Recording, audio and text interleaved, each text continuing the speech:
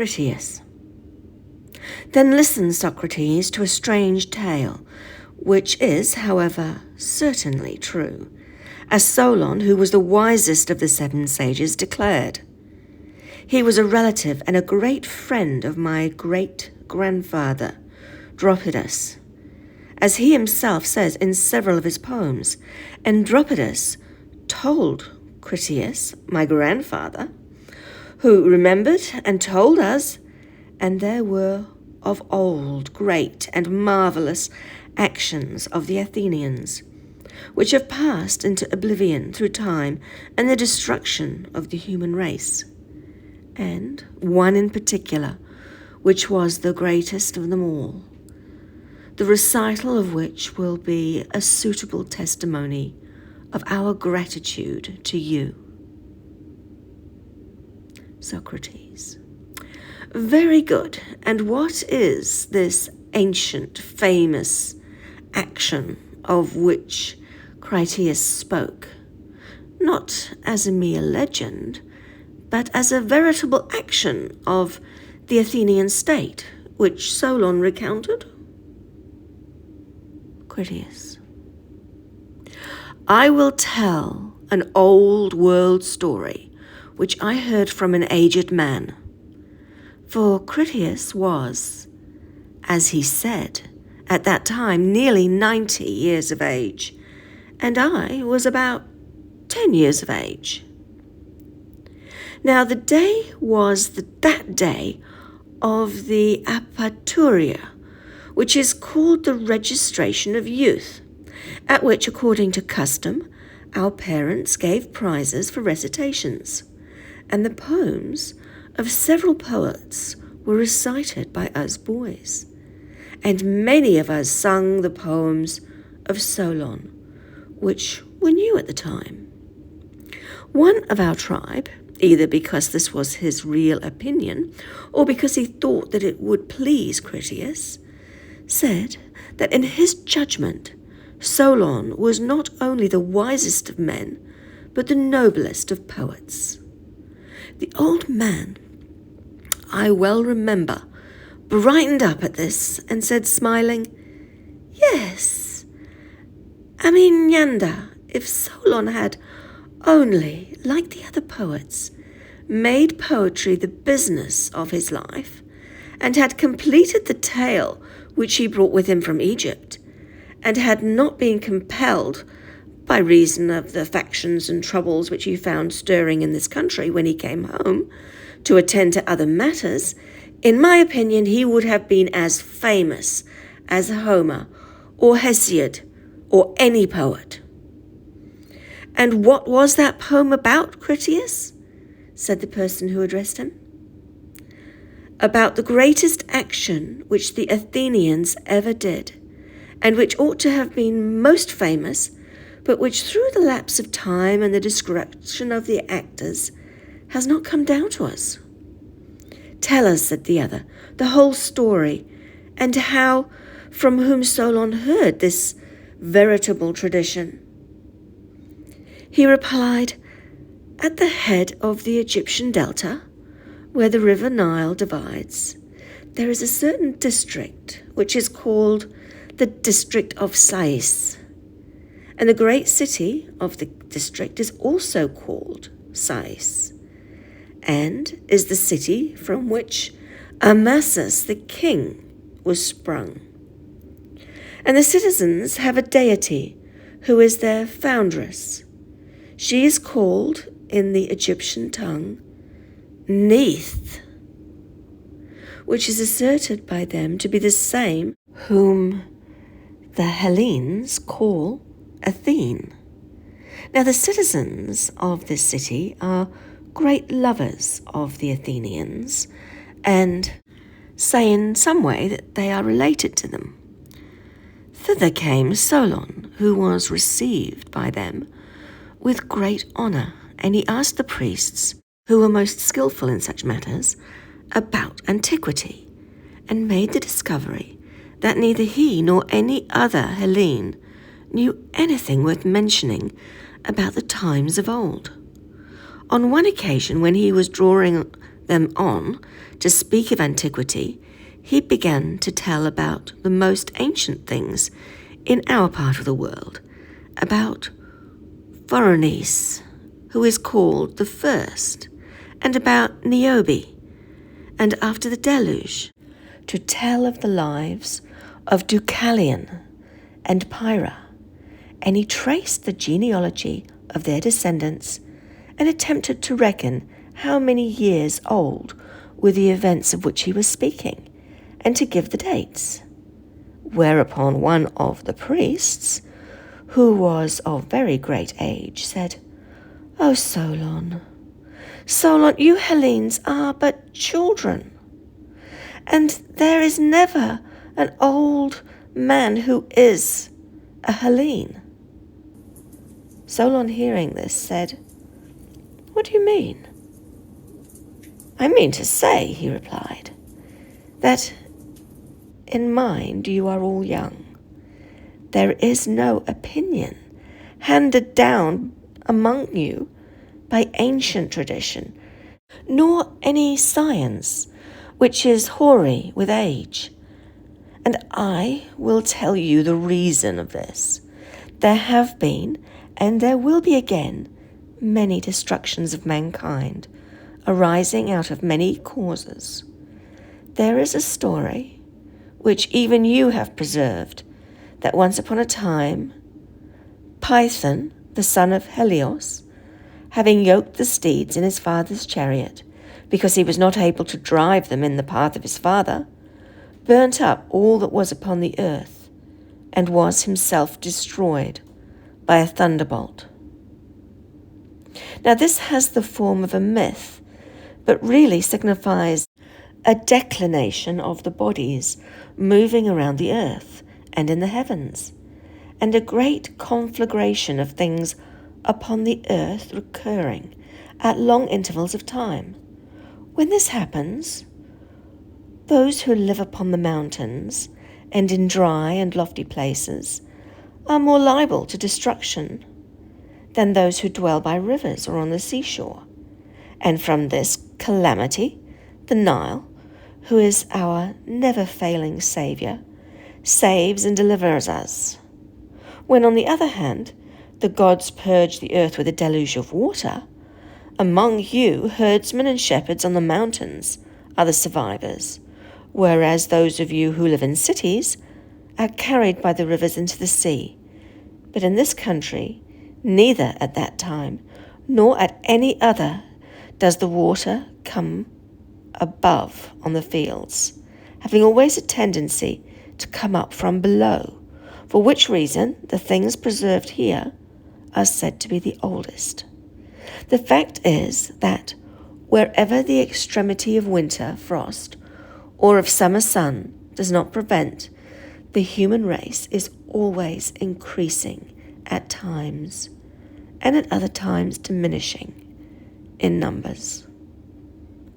And whatever happened either in your country or in ours, or in any other region of which we are informed, if any action which is noble or great, or in any other way remarkable has taken place, all that has been written down of old and is preserved in our temples, whereas you and other nations are just being provided with letters and the other things which states require. And then, as the usual period, the stream from heaven descends like a pestilence and leaves only those of you who are destitute of letters and education, and thus you have to begin all over again as children and know nothing of what happened in ancient times, either amongst us or among yourselves. As for those genealogies of yours which you have recounted to us, Solon, they are no better than the tales of children. For in the first place, you remember only one deluge, whereas there were many of them. And in the next place, do you not know that there dwelt in your land the fairest and noblest race of men which ever lived, of whom you and your whole city are but a seed or a remnant? And this was unknown to you, because for many generations the survivors of that destruction died and made no sign. For there was a time, Solon, Before the great deluge of all, the city which is now Athens was first in war, and was preeminent for the excellence of her laws, and is said to have performed the noblest deeds, and to have had the fairest constitution of any of which tradition tells, under the face of heaven.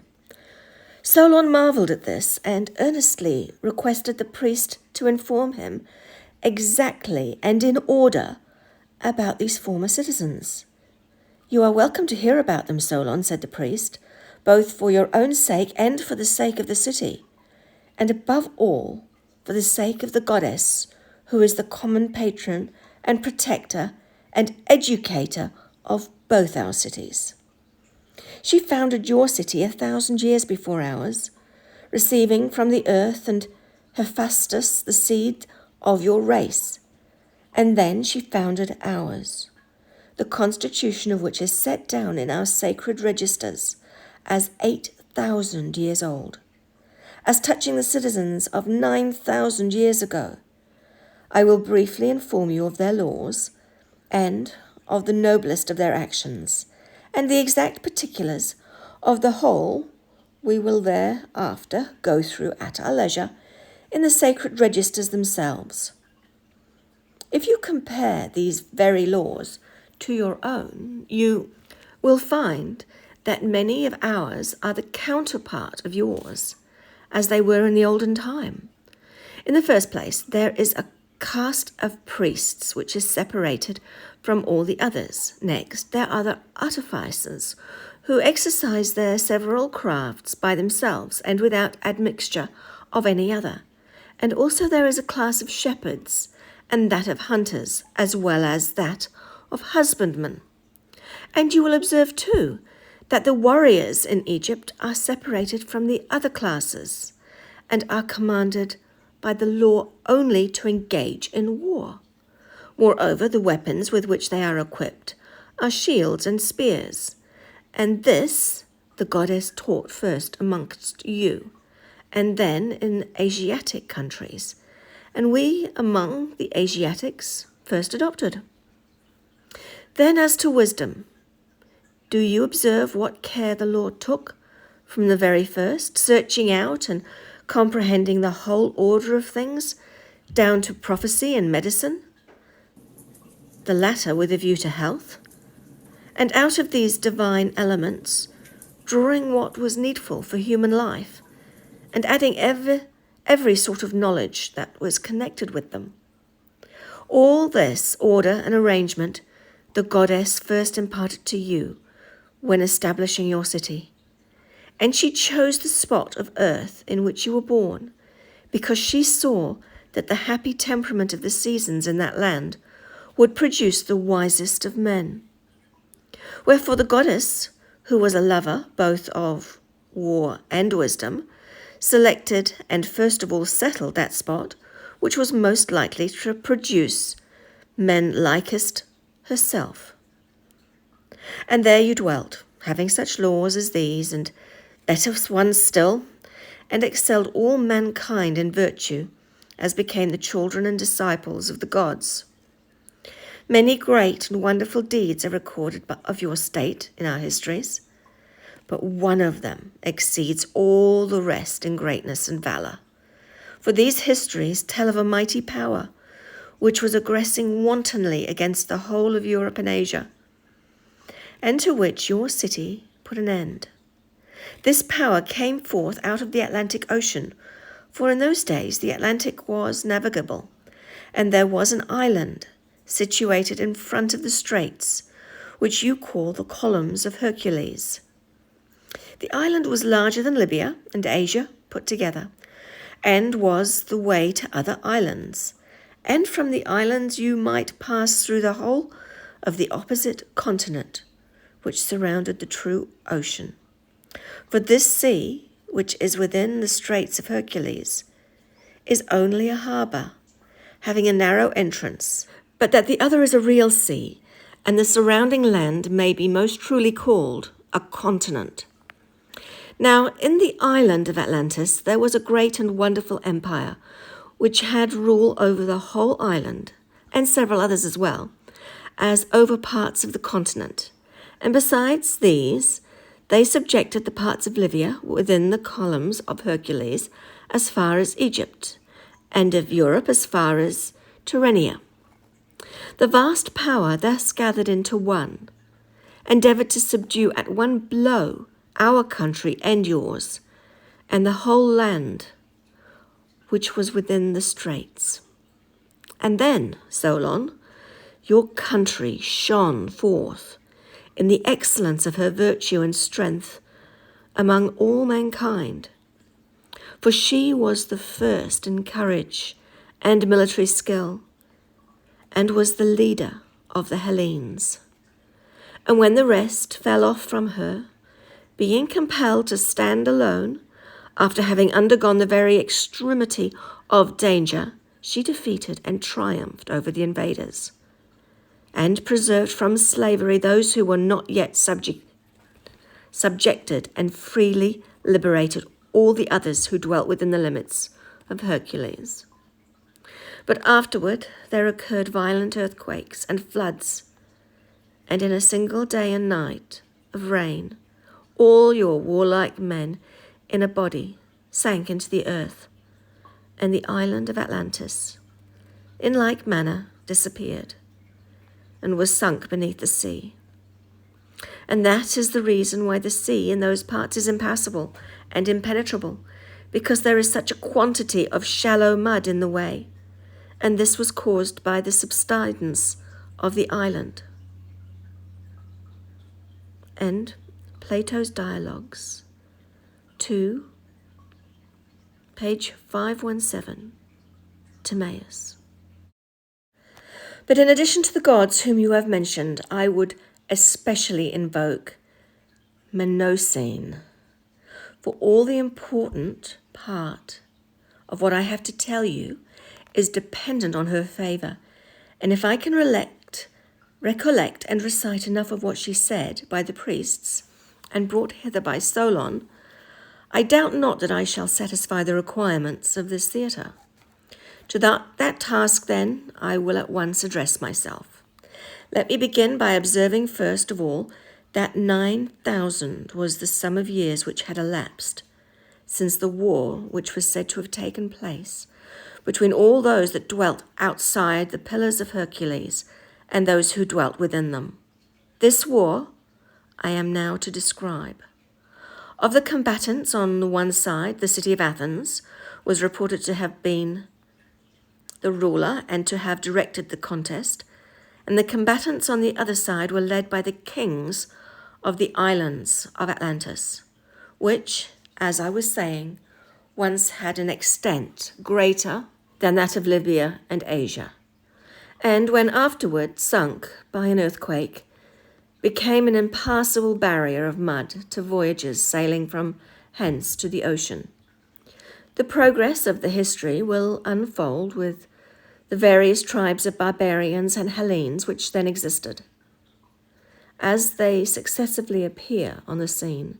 But I must begin by describing first of all the Athenians as they were in that day, and their enemies who fought with them, and I shall have to tell of the power and form of government, both of them. Let us give the precedence to Athens. Many, the great deluges have taken place during the 9,000 years, for that is the number of years which have elapsed since the time of which I am speaking. And in all the ages and changes of things there have never been any settlement of the earth flowing down from the mountains as in other places, which is worth speaking of. It has always been carried round in a circle and disappeared in the depths below. The consequence is that in comparison of what was then, there are remaining in small islets only the bones of the wasted body, as they may be called.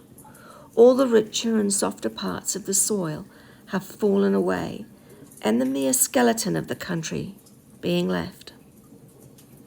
And next, if I have not forgotten what I heard when I was a child, I will impart to you the character and origin of their adversaries. For friends should not keep their stories to themselves, but have them in common. Yet before proceeding further in the narrative, I ought to warn you that you must not be surprised if you should hear Hellenic names given to foreigners. I will tell you the reason for this. Solon, who was intending to use this tale for his poem, made an investigation into the meaning of the names and found that the early Egyptians, in writing them down, had translated them into their own language, and he recovered the meaning of the several names and retranslated them and copied them out again in our language. My great-grandfather, Dropidas, had the original writing, which is still in my possession, and he was carefully studying it by me when I was a child. Therefore, if you hear names as such that you are used to in this country, you must not be surprised, for I have told you the reason of them.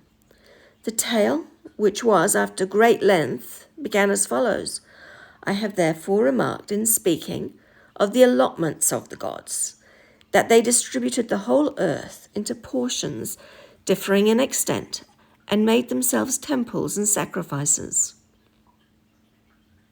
And Poseidon received for his lot the island of Atlantis, begat children by a mortal woman, and settled them in a part of the island which I will proceed to describe. On the side towards the sea, and in the centre of the whole island, there was a plain, which is said to have been the fairest of all plains, and very fertile. Near the plain, again, and also in the centre of the island, at a distance of about 50 stadia, there was a mountain, not a very high mountain on any side. In this mountain there dwelt one of the earth-born primeval men of that country, whose name was Evenor, and he had a wife named Lucepe. And they had an only daughter whose name was Cleito. The maiden was growing up to womanhood when her father and mother died. Poseidon fell in love with her and had intercourse with her, and breaking the ground, enclosed the hill in which she dwelt all around, making alternate zones of sea and land, larger and smaller, encircling one another. There were 2 of land and 3 of water, which he turned as with a lathe out of the centre of the island, equidistant in every way, so that no man could get to the island, for ships and voyages were not yet heard of. He himself, as he was a god, found no difficulty in making special arrangements for the central island, bringing 2 streams of water under the earth, which he caused to ascend as springs, one of warm water and the other of cold, making every variety of food to spring up abundantly in the earth. He also begat and brought up 5 pairs of male children, dividing the island of Atlantis into 10 portions. He gave the firstborn of the eldest pair his mother's dwelling, and the surrounding allotment, which was the largest and best, and made him king over the rest. The others he made princes, and gave them rule over many men and a large territory. He named them all. The eldest, who was king, he named Atlas, and from him the twin brother, who was born after him, and obtained the lot of the extremity of the island towards the Pillars of Hercules, as far as the country, which is still called the region of Gades, in that part of the world, he gave the name which is in the Hellenic language, Eumelus. In the language of the country which is named after him, Gadieris. Of the second pair of twins, he called one Ampheres and the other Evomon. To the third pair of twins he gave the name Messias to the elder, and Autochthon to the one who followed him. Of the fourth pair of twins he called the elder Elasippus and the younger Mestor.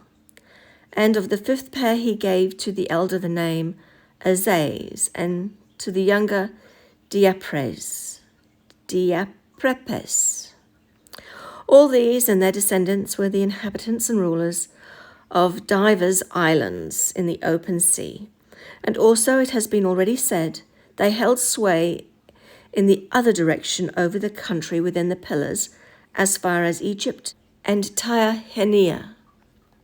Now Atlas had a numerous and honourable family, and his eldest branch always retained the kingdom, which the eldest son handed on to his eldest for many generations. And they had such an amount of wealth as was never before possessed by kings and potentates, and is not likely ever to be again. And they were furnished with everything which they could have, both in city and country. For because of the greatness of their empire, many things were brought to them from foreign countries, and the island itself provided much of what was required for them for the uses of life.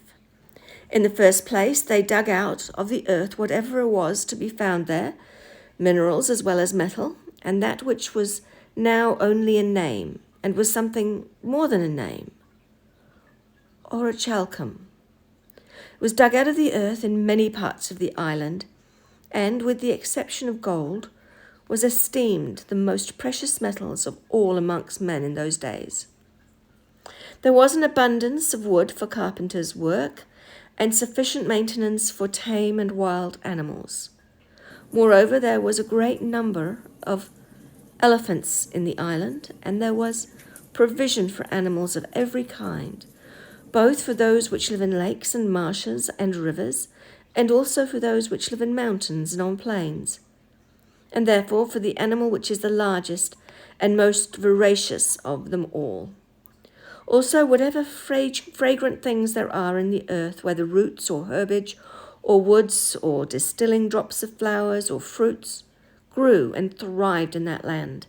And again the cultivated fruit of the earth, both the dry edible fruit and the other species of food, which we call by the general name of legumes, and the fruits having a hard rind, affording drinks and meats and ointments, and good store of chestnuts and the like, which may be used to play with, and are fruits which spoil with keeping, and the pleasant kinds of dessert, which console us after dinner when we are full and tired of eating.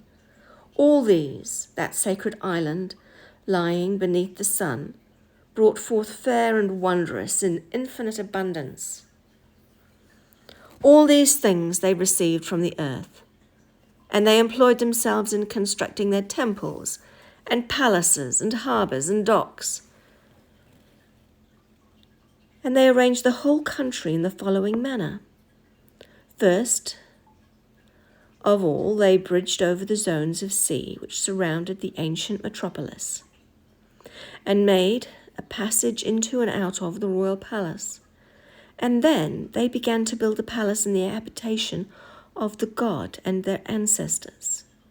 This they continued to ornament in successive generations, every king surpassing the one who came before him to the utmost of his power, until they made the building a marvel to behold for size and for beauty.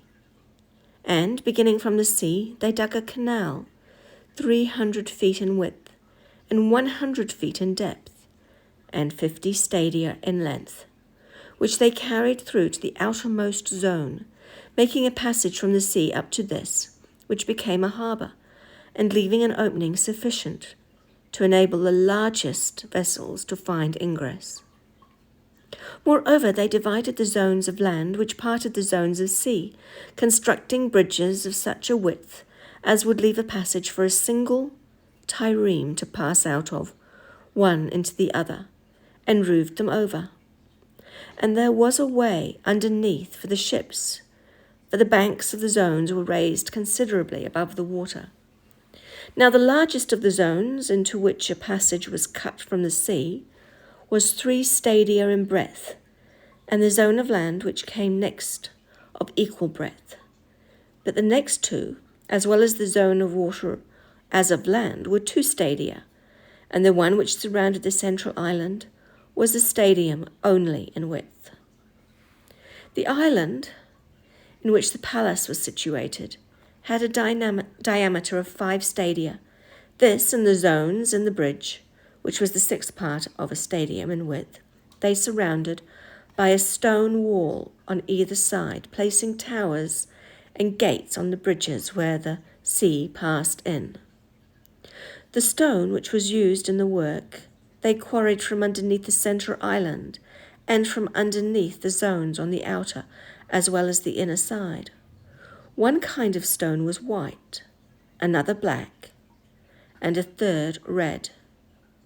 And as they quarried, they at the same time hollowed out docks, double within, having roofs formed out of the native rock. Some of their buildings were simple, but in others they put together different stones which they intermingled for the sake of ornament, to be a natural source of delight.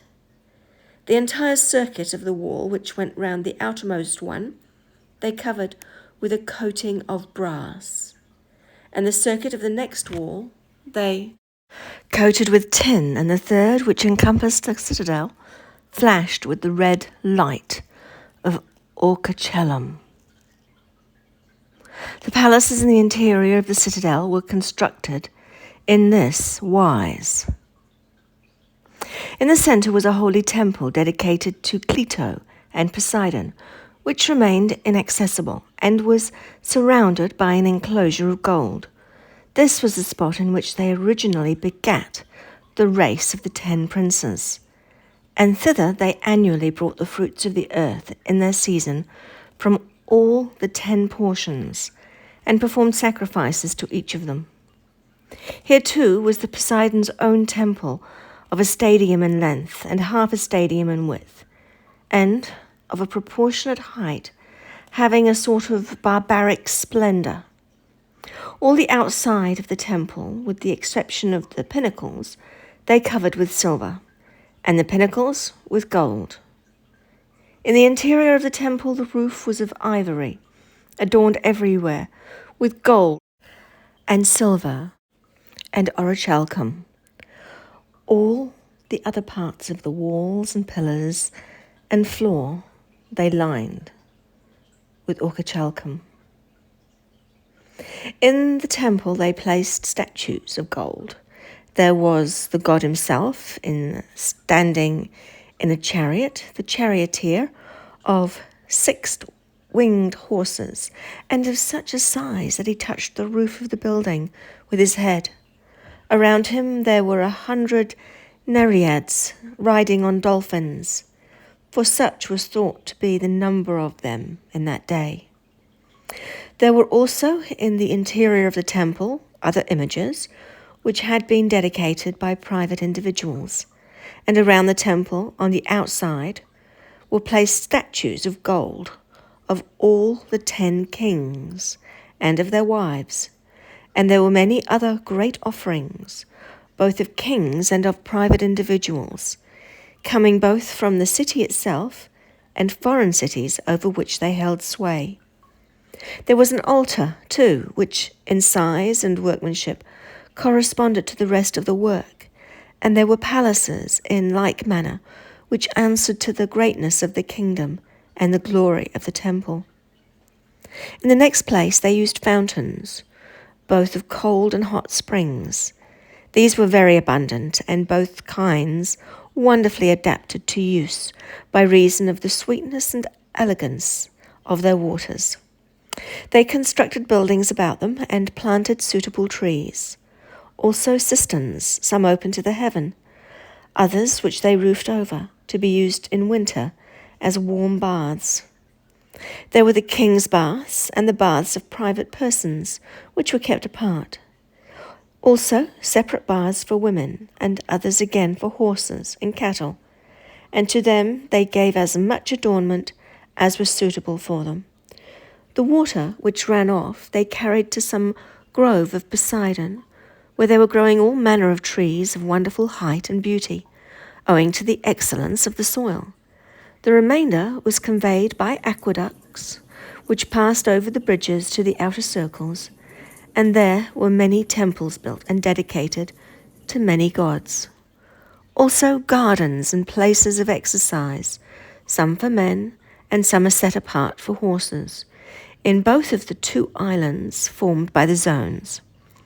And in the centre of the larger of the two there was a racecourse of a stadium in width, and in length, allowed to extend all round the island, for horses to race in. Also there were guard houses at intervals, for the bodyguards were more trusted, of whom they had their duties appointed to them in the lesser zone, which were nearer the Acropolis, while the most trusted of all had houses given to them within the citadel, and about the persons of the kings. The docks were full of triremes and naval stores, and all things were quite ready for use. Enough of the plan and of the royal palace. Crossing the outer harbours, which were 3 in number, you would come to a wall which began at the sea and went all round. This was everywhere a distant 50 stadia from the largest zone and harbour, and enclosed the whole, meeting at the mouth of the channel towards the sea. The entire area was densely crowded with habitations, and the canal in the largest of the harbours was full of vessels and merchants coming from all parts, who from their number kept up a multitudinous sound of human voices and din in all sorts, day and night. I have reported this description of the city and the parts about the ancient palace nearly as he gave them, and now I must endeavour to describe the nature and arrangement of the rest of the country. The whole country was described as being very lofty and precipitous on the side of the sea, but the country immediately about and surrounding the city was a level plain, itself surrounded by mountains which descended towards the sea. It was smooth and even, but of an oblong shape, extending in one direction 3,000 stadia, and going up the country from the sea through the centre of the island by 2,000 stadia. The whole region of the island lies towards the south and is sheltered from the north. The surrounding mountains he celebrated for their number and size and beauty, in which they exceeded in all that they are now to be seen anywhere, having in them also many wealthy inhabited villages, and rivers and lakes, and meadows supplying food enough for every animal, wild or tame, and wood of various sorts, abundant for every kind of work. I will now describe the plain which had been cultivated during many ages by many generations of kings.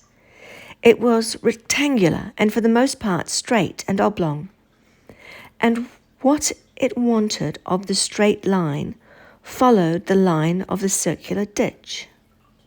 The depth and width and length of this ditch were incredible, and gave the impression that such work, in addition to so many other works, could hardly have been wrought by the hand of man.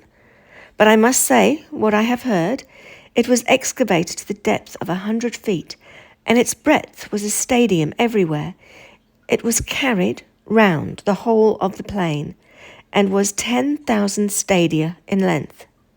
It received the streams which came down from the mountains, and winding around the plain and touching the city at various points, there let off into the sea. From above, likewise, straight canals of 100 feet in width were cut in the plain, and again let off into the ditch towards the sea. These canals were at intervals of 100 stadia, and by them they brought down the wood from the mountains to the city, and conveyed the fruits of the earth in ships, cutting traverse passages from one canal into another, and to the city. Twice in the year they gathered the fruits of the earth in winter, having the benefit of the rains, and in summer introducing the water of the canals. As to the population, each of the lots in the plain had an appointed chief of men who were fit for military service, and the size of the lot was to be a square of 10 stadia each way, and the total number of all the lots was 60,000. And of the inhabitants of the mountains and of the rest of the country, there was also a vast multitude, having leaders to whom they were assigned, according to their dwellings and villages. The leader was required to furnish for the war the sixth portion of a war chariot, so as to make up a total of 10,000 chariots. Also 2 horses and riders upon them, and a light chariot without a seat, accompanied by a fighting man on foot carrying a small shield, and having a charioteer mounted to guide the horses. Also he was bound to furnish 2 heavy-armed men, 2 archers, 2 slingers, 3 stone shooters, and 3 javelin men who were skirmishers, and 4 sailors to make up a complement of 1,200 ships. Such was the order of war in the royal city. That of the other 9 governments was different in each of them, and would be worrisome to narrate. As to offices and honours, the following was the arrangement from the first. Each of the 10 kings in his own division and in his own city had the absolute control of the citizens, and in many cases of the laws, punishing and slaying whomever he would. Now the relations of the governments to one another were regulated by the injunctions of Poseidon, as the law now handed down to them. They were inscribed by the first men on the column of Orichalcum, which was situated in the middle of the island at the temple of Poseidon, whither the people were gathered together every 5th and 6th years, alternately, thus giving equal honour to the odd and to the even number. And when they were gathered together, they consulted about public affairs, and inquired if any one had transgressed in anything, and passed judgment on him accordingly. And before they passed judgment, they gave their pledges to one another in this wise. There were bulls who had the range of the temple of Poseidon, and the 10 who were left alone in the temple, after they had offered prayers to the gods, that they might take the sacrifices which were acceptable to them, hunted the bulls without weapons, but with staves and nooses, and the bull which they caught they led up to the column. I won't describe this bit. Now on the column beside the law there was inscribed an oath invoking mighty curses on the disobedient. When, therefore, after offering sacrifice, according to their customs, they had burnt the limbs of the bull, they mingled a cup and cast in a clot of blood for each of them. The rest of the victim they took to the fire, having made a purification of the column all round. They then drew from the cap in golden vessels, and pouring a libation on the fire, they swore that they would judge according to the laws of the column, and would punish anyone who had previously transgressed, and that for the future they would not, if they could help, transgress any of the other inscriptions, and would not command or obey any ruler who commanded them to act otherwise than the laws of their father Poseidon. This was the prayer which each of them offered up for himself and for his family, at the same time drinking and dedicating the vessel in the temple of the god. And after spending some necessary time at supper, when darkness came on and the fire about the sacrifice was cool, all of them put on their most beautiful azure robes, and sitting on the ground at night near the embers of the sacrifices on which they had sworn, and extinguishing all the fire about the temple, they received and gave judgment, if any of them had any accusations to bring against anyone. And when they had given judgment, at daybreak they wrote down their sentences on a golden tablet, and deposited them as memorials with their robes. There were many special laws which the several kings had inscribed about the temples, but the most important was the following: that they were not to take up arms against one another, and they were all to come to the rescue if any one in the city attempted to overthrow the royal house. Like their ancestors, they were to deliberate in common about war and other matters, giving the supremacy to the family of Atlas. And the king was not to have the power of life and death over any of his kinsmen, unless he had the assent of the majority of the 10 kings. Such was the vast power which the gods settled in the lost island of Atlantis. And this he afterwards directed against our island on the following pretext. As traditions tell, for many generations, as long as the divine nature lasted in them, they were obedient to the laws, and well affectioned towards the gods who were their kingsmen. For they possessed true and in every way great spirits, practicing gentleness and wisdom in the various chances of life, and in their intercourse with one another. They despised everything but virtue, not caring for their present state of life, and thinking lightly on the possession of gold and other property, which seemed only a burden to them. Neither were they intoxicated by luxury, nor did wealth deprive them of their self-control, but they were sober and saw clearly that all these goods are increased by virtuous friendship with one another, and that by excessive zeal for them and for honour of them, the good of them is lost, and friendship perishes with them.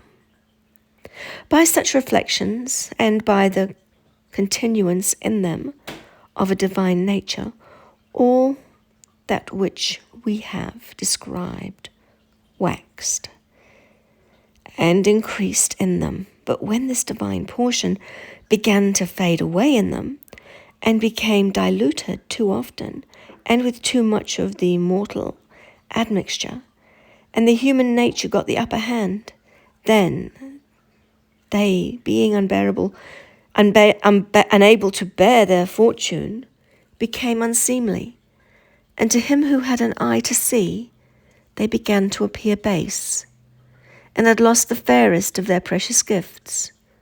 But to those who had no eye to see the true happiness, they still appeared glorious and blessed at the very time when they were filled with unrighteous avarice and power. Zeus, the god of gods, who rules with war and is able to see into such things, perceiving that an honourable race was in a most wretched state, and wanting to inflict punishment on them that they might be chastened and improved, collected all the gods into his most holy habitation, which, being placed in the centre of the world, sees all things that partake of generation. And when he called them together, he spake as follows. But here is where Plato's story abruptly ends.